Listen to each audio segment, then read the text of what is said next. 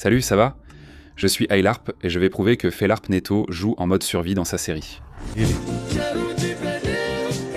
Je suis sur la carte officielle de la saga de Felipe Neto que lui-même a mis en téléchargement avec toutes les constructions qu'on a vues au fil de plus de 100 épisodes. Bien que la carte soit très belle et légitime, beaucoup l'accusent de tricherie et de code de triche, surtout à cause d'un point, et ce point-là, ce ne sont pas les statistiques. Quand on les regarde, on peut trouver des choses curieuses, comme par exemple le fait qu'il n'ait miné que 6000 pierres et pourtant il en a utilisé plus de 27 000. Il paraît étrange que quelqu'un mine 6000 mais en utilise plus de 27 000. Pourtant je vais vous prouver que Felipe Neto est honnête et qu'il a tout fait en mode survie sans mentir.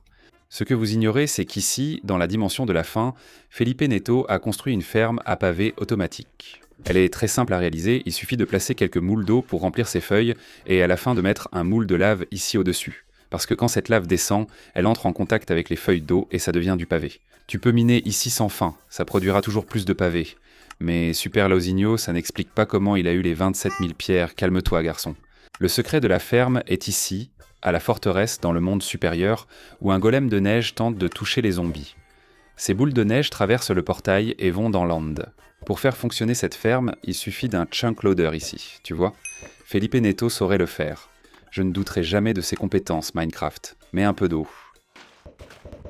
En gros, ici tu laisses une Ender Pearl à toi, qui charge le chunk. L'Ender Pearl va monter. Ce chunk restera toujours chargé. Et voilà. Ici dans l'end maintenant, à chaque fois qu'une boule de neige arrive, elle met à jour le point de spawn du joueur. Et ça génère de la cobblestone à l'infini, tu vois? Automatiquement. Tranquille. Il arrive ici à avoir plein de stacks de cobblestone assez facilement. Mais le petit Lausinho, dans les statistiques, c'était de la pierre lisse.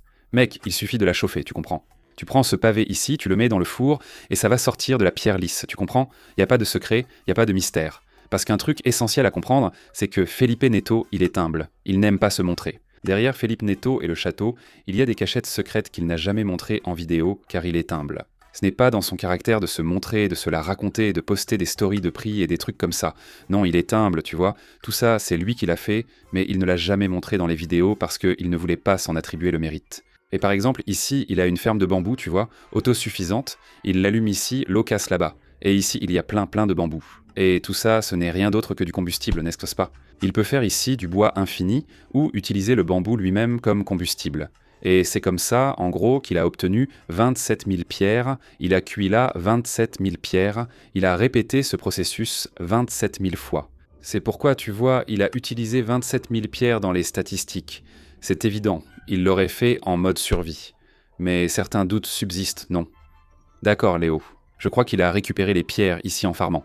Mais il peut encore y avoir d'autres doutes, non? Léo, d'accord. Je crois qu'il a récupéré la pierre en farmant de cette façon. Mais par exemple, les blocs de quartz, non? Dans les statistiques, il a utilisé plus de 8000 blocs de quartz mais n'en a miné que 2000. C'est étrange car un bloc de quartz nécessite 4 minerais de quartz. C'est très cher de faire des blocs de quartz, il faut miner 4 fois plus de minerais. Même avec fortune, c'est dur. Mais je vous l'ai dit, Felipe Neto est honnête, il n'utiliserait jamais le mode créatif. Et en fait, tout simplement, il a ici un villageois, un tailleur de pierre appelé Bruno Guimarès. Et il échange ici, tu vois, une émeraude contre du quartz. Donc... D'accord, c'est vrai que les échanges sont un peu difficiles, non? Je n'ai réussi à obtenir que 12 blocs, mais lui, il a répété ce processus ici encore et encore, à l'infini. Il doit avoir d'autres villageois ailleurs sur la carte, non? Il y a 5 épisodes dans la série. Donc il a farmé beaucoup d'émeraudes avec les autres villageois. Ensuite, il bloquait les échanges. Et quand l'échange était à nouveau disponible, il venait ici, tu vois. Il échangeait non seulement du quartz, hein, mais aussi, regarde, des piliers de quartz. Il obtenait aussi ici des blocs d'andésite, des blocs de pierre taillée. Donc ici, non. Ne sous-estimez jamais Felipe Neto. Parce que farmer du quartz, hein. Pourquoi miner du quartz? Qui mine du quartz en 2026, hein? Ici, pour obtenir ces 8000 blocs de quartz, c'était la chose la plus facile du monde. Tu comprends? Vous avez vu ici qu'en quelques secondes, j'ai réussi quoi? J'ai réussi à avoir 12 blocs Felipe Neto, il est bien meilleur. Il doit réussir à en avoir beaucoup plus au fil de 100 épisodes de la série. Et une autre chose dont les gens l'accusent souvent d'avoir utilisé le mode créatif, c'est exactement ici. La question des terres, mec. C'est viscéral comme ça. Il a utilisé plus de 35 000 terres. Il était équipé de terres, et il n'en a miné que 1000, non? Comment le gars arrive-t-il à utiliser 35 fois plus que ce qu'il mine? Mais calme-toi. Notre ange de l'honnêteté ne ferait jamais ça. Ce qui se passe dans le jeu, non? Il y a ce mob vert ici, non? Le creeper que vous connaissez déjà, il finit par exploser. Et son explosion ici, regarde. Elle fait tomber quelques blocs de terre, non? Mais Léo, il faudrait beaucoup de creepers. Là, tu te trompes. Dans le jeu, on a de la TNT, non? Alors, au lieu d'aller chercher 5000 creepers, il prend ici 5000 TNT, il fait exploser et tout ça. Et le plus curieux, tu vois, ce n'est pas moi qui ai fait ça, non. C'est sérieux. En dessous, là, dans cette partie, il y a ce gros trou, mec. Il n'a jamais montré ça dans la série. C'est ici qu'il a mis 5000 TNT et tout fait exploser pour récupérer pierres et terres. Mais Léo, comment a-t-il eu autant de poudre à canon? Il reste aussi quelque chose qu'il n'a jamais montré dans la série. Dans cette partie du plan, il a tout simplement une méga mob trap de 40 étages. Il a vraiment construit ça ici, tu vois. Ce n'est pas moi qui ai téléchargé un schéma sur internet et l'ai mis ici dans l'Ordem Edit. Non, ce n'est pas moi, non. Tu vois, ça il l'a vraiment fait. Les mobs tombent de la méga mob trap de 40 plateformes construites par Felipe Neto. Ici, il y a de la poudre à canon infinie, ce qui lui a permis de fabriquer de la TNT sans limite. Mais Léo, la TNT a besoin de sable. Vous voulez tout, n'est-ce pas? La dynamite contient du sable. Il a de la poudre à canon infinie, mais pas de sable illimité. Qui a dit le contraire? Ici sur TNT, notre Felipe Neto, il a fait une ferme ici toute simple, non? De sable infini. Tu l'actives ici. Et là, ça crée un glitch de duplication, de multiplication. Ça envoie du sable infini là-bas pour le TNT, dans le monde normal. Mais petit Léo, je suis sûr que Philarp Neto en serait capable, non? Faire une machine aussi simple en redstone, non? Il a tous les blocs, c'est sûr. Mais comment a-t-il cassé la bedrock? C'est déjà presque impossible en survie. Et le pire, c'est que non, les gars. Felipe Neto, il s'y connaît en glitch, il s'y connaît en bugs. Si ça se trouve, il est PDG d'une communauté de glitch et de bugs. Parce qu'il a fait ce bug ici, vraiment simple, non? Pour casser la bedrock. Et tu positionnes ça ici, juste à côté de la bedrock, non? Un piston, une TNT, une obsidienne, un bloc solide, un levier et une autre TNT. Cette machine ici, elle est capable de casser une bedrock. Tu vas juste devoir changer ton clic droit pour une touche. Comme ça, tu peux placer des blocs, non? Beaucoup plus rapidement, avec beaucoup plus d'agilité. Et ensuite, tu actives la TNT ici, et tu continues de à cliquer, d'accord? Pour que le piston vienne ici. D'une certaine façon, le piston bug, tu vois. Tu cliques plusieurs fois, et le piston bug. Et il casse la bedrock. C'est exactement ce que Felipe Neto a fait, 3 fois. Il pourrait aussi en faire 12. Il en fait 3 ici, 3 là, et envoie du sable infini vers le monde supérieur. Ensuite, tu arrives de l'autre côté du portail. On devrait trouver ici une tour géante de sable. C'est exactement le sable qui va être envoyé depuis la TNT. Et ici, en gros, tu mets un levier, une trappe, une plaque de pression, un bouton, une torche. Tous les sables vont se casser automatiquement. Ici, c'est simple, non? C'est facile, professeur. 20 plus 20 plus 20 plus 20. Prends dans mon... Sur la table de craft, regarde, il prend de la TNT. Et ici, sur la table de craft, il distribue tout. Et il a de la TNT, il en a à l'infini. Et la TNT, il fait juste l'activer. Et toi, tu as de la terre infinie, d'accord? Si certains doutent de notre ange de l'honnêteté, c'est aussi expliquer comment il a obtenu plus de 30 000 terres, avec des ressources infinies. Mais les têtus peuvent de toujours discuter, non? Dans les statistiques, il n'a pas collecté tant de sable, environ 1000 ici. Pour la poudre, environ 600. Les chiffres ne semblent donc pas très cohérents, non? Pour 10 000 TNT afin de collecter 30 000 terres. Calme-toi, il y a une autre explication. Dans le monde infini de Minecraft, il existe plusieurs temples du désert. Évidemment, Philarp Neto, il a parcouru ce monde un nombre infini de fois. Il a trouvé plein de temples du désert. Et ici, dans les temples du désert, comme vous le savez, nous avons des TNT. Donc il a répété ce processus ici.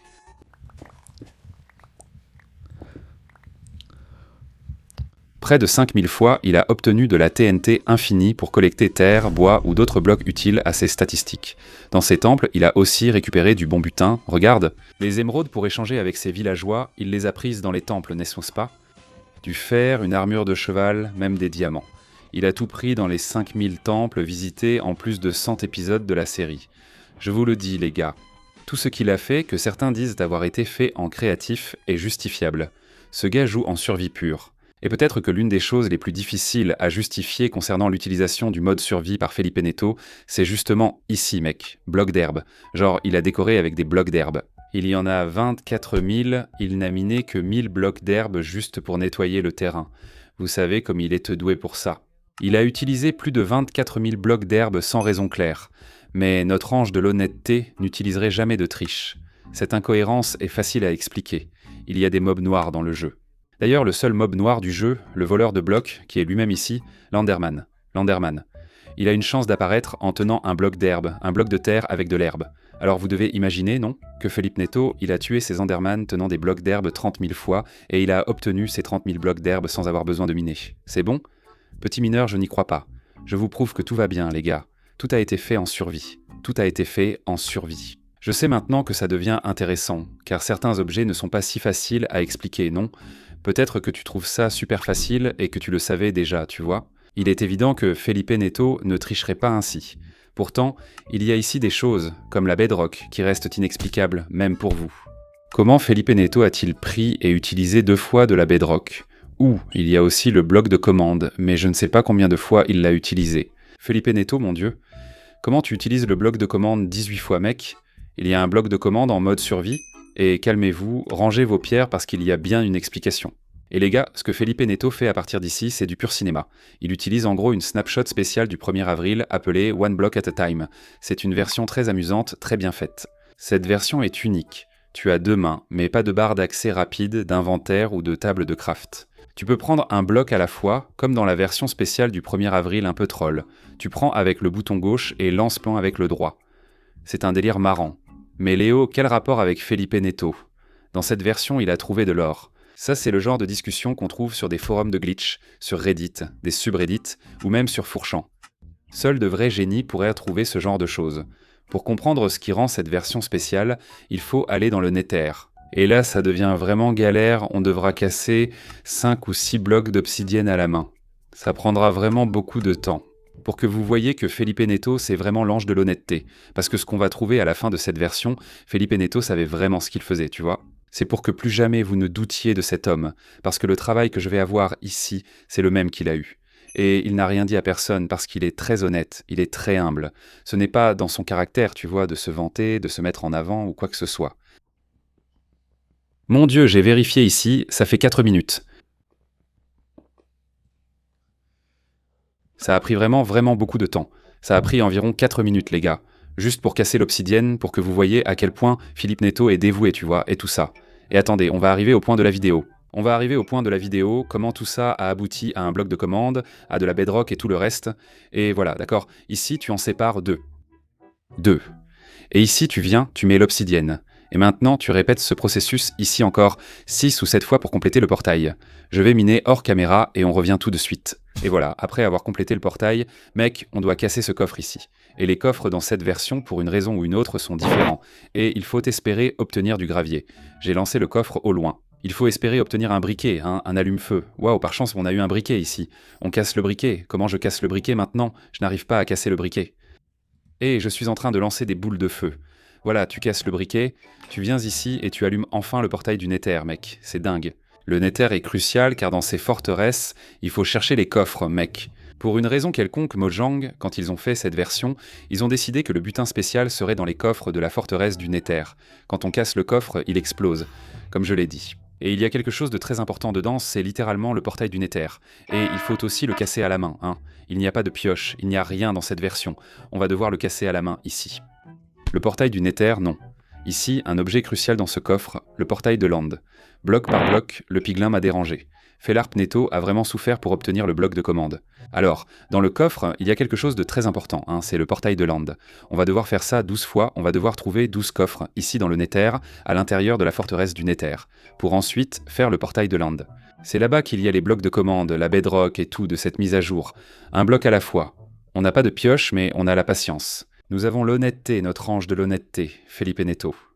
On a obtenu 2 portails, il nous en manque. 11 ici, c'est une version honnête. Après avoir récupéré quelques portails de Land, il faut encore trouver la forteresse dans le monde supérieur. Pour trouver la forteresse, on n'utilise pas d'œil de Lander, mais le portail de Land. Placez-vous sur une fleur, lancez le portail en l'air, il indiquera la direction. Récupérez-le ensuite. Et on répète ce processus ici plusieurs fois tout au long du chemin, jusqu'à ce qu'on pense enfin avoir trouvé la forteresse. On continue par là et on avance comme ça. Je ne peux juste pas la lancer par terre, sinon je vais devoir la casser. Et ça va prendre encore quelques minutes pour la casser. Donc on va devoir marcher pas mal. On va voir, on va voir. Lance-la vers le haut et elle continue d'indiquer par là. Et on va essayer encore une fois ici. Elle est là et elle pointe vers le bas. Doucement, madame. Quand elle pointe vers le bas, ça veut dire que la forteresse est juste en dessous. Mon Dieu, au pire endroit possible, sous l'eau. On va devoir creuser ici. On va devoir creuser ici jusqu'en bas, jusqu'à atteindre l'endroit du portail. Apporter les 12 portails pour créer le portail, puis accéder à la salle de Land où il devrait se trouver. Il n'y avait qu'un portail, on a eu un peu de chance. Maintenant, il faut venir avec les 12 autres portails pour l'assembler et enfin accéder à Land. Et voilà mes amis, le portail est enfin prêt ici. Derrière l'end, Felarp Neto a pu obtenir un bloc de commande et de la bedrock légitimement. Ce qui est cool dans cette version, ce sont les Enderman. Comme vous pouvez déjà le remarquer, ils tiennent des blocs aléatoires. Regardez. Ils tiennent même le shulker, ils tiennent ici, regardez. Ils tiennent des blocs de notes. Ils tiennent aussi un dépôt et ensuite ils les posent par terre, pour passer le temps. Donc les Enderman apparaissent, ici des panneaux de verre. Ces blocs colorés, des shulkers. Et même, regardez, de la bedrock. Oui, les Endermans peuvent apparaître avec n'importe quel bloc du jeu, y compris ici les blocs de commande, tu vois. Et alors, on doit attraper l'Enderman dès qu'il apparaît avec un bloc de commande. Comme ça, on peut le prendre dans la main et le jeter dans l'eau. Tu crois? Jette-le dans l'eau ici, on doit le tuer. Laisse-le. Fâché, il est tout. Je le regarde. Il vient m'attaquer. Est-ce qu'il va me donner le bloc? Donne-lui vite. Est-ce que ça a marché? Je le regarde. Je le regarde. Je ne veux pas regarder les autres. Juste lui. Je le provoque. Je le regarde. Quand il vient, je lui vole. GG. J'ai volé le bloc de sa main. Ainsi, Felipe Neto a pu obtenir 2 blocs de commande et plusieurs bedrock légitimement en mode survie. Pour ceux qui en doutaient, non. Ici, mec, si on quitte le jeu puis on revient à une version comme la 1,21, la 1,21,8 ou la 26.2, on garde toujours les blocs dans l'end et dans l'inventaire. Enfin, en revenant à des versions spécifiques, de nombreux bugs et méthodes différentes apparaissent. Voici comment obtenir un bloc de commande en mode survie sans cheat ni mode créatif. Il faut passer par une version spéciale, puis revenir à la version normale pour exploiter le bug. Je ne comprends pas pourquoi Felipe Neto n'a pas montré ses processus en vidéo. Je pense qu'il est un gage tellement humble, mais tellement humble qu'il n'a pas voulu s'en attribuer le mérite pour ça, pour avoir un monde aussi unique, pour être l'un des seuls mondes en survie sur YouTube qui a un bloc de commande, qui a de la bedrock.